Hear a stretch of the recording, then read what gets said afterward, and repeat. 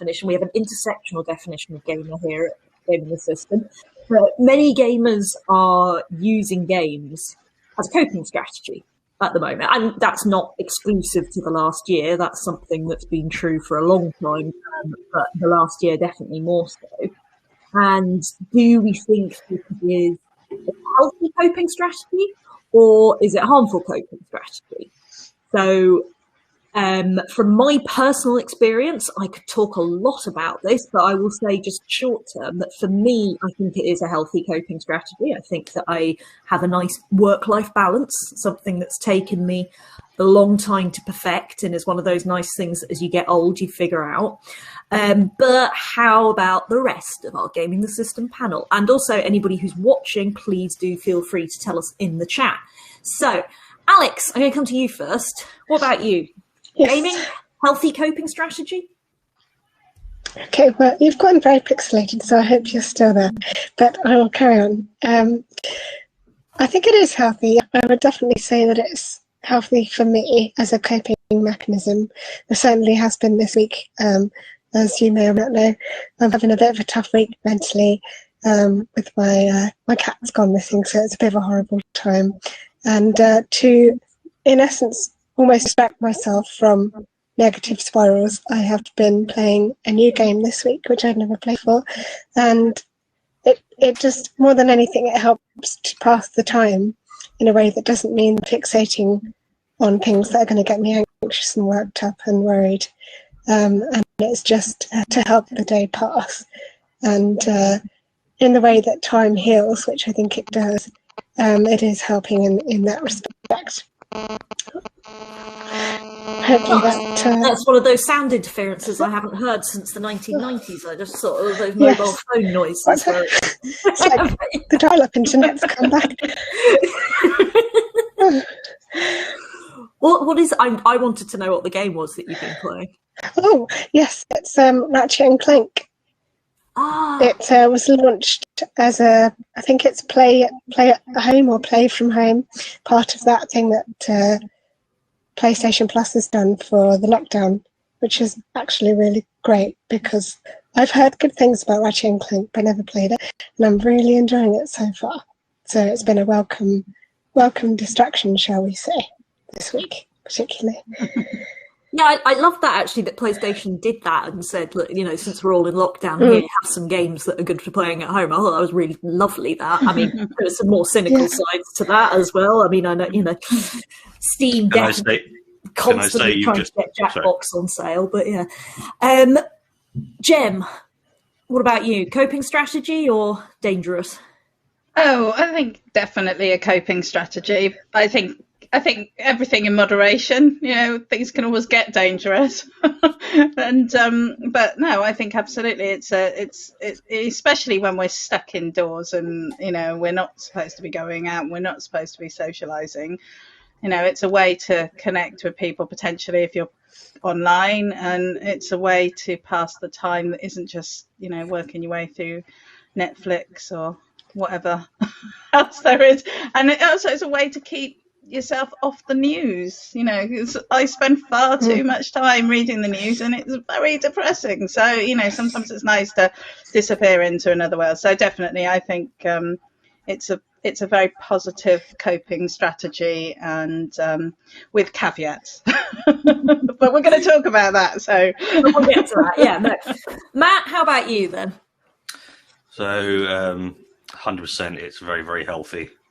I just want to say first, Alex, you've just traumatized me because I played Ratchet and Clank like 15 years ago, and really? On PS2, and I just totally missed it when it came out originally. But yeah, I play, so you can play New Game Plus where you carried it over, and I did it like 7 times, and then I accidentally deleted the save file, and it absolutely. That snapped something in me, so I can't. Every time I hear Ratchet and Clank, it get like Narm flashbacks. But yeah, on the mental health side, gaming is a remedy. It can be part of any kinds of treatment for mental illness because I am psychiatrist. His philosophy is that it's time, talk, and tablets. That's the way that you improve your quality of life with any kind of mental illness. And as you said, Alex, time is a healer. But sometimes I have certainly found I was diagnosed with, I've always been anxious, diagnosed with depression when I was 18. I'm 27 now, have had multiple really awful mental health crises where it's broken me all the way down, and I've had to build myself up. And obviously that takes time. And gaming can bring joy and enjoyment and fulfillment and happiness, but also it can be an anesthetic to numb whatever you may be dealing with at the time. Because sometimes with mental illness, just trying to be as you are is just horrible, and you can't bear the situation you're in. It feels just terrible. And gaming, if you can just sit and game for a while, it's not necessarily about enjoying it. It's about just being able to anesthetize yourself from life for a little while. And that has been profoundly important to my living well with mental health and being able to improve my quality of life. Because over the last 10 years since I was diagnosed, gaming has always been there. I've said this before about my PlayStation and why I'm not going to get rid of it. It's been my constant companion through all of it. So gaming is a profoundly healthy way. But as you said, as long as you're aware of it, as long as you're aware of, you're not just trying to disappear into it forever.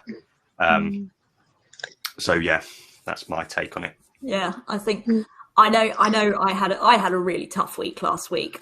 Was it last week? It was the week before. I actually stormed out of a Zoom meeting, which I have to say I highly recommend. It is great fun.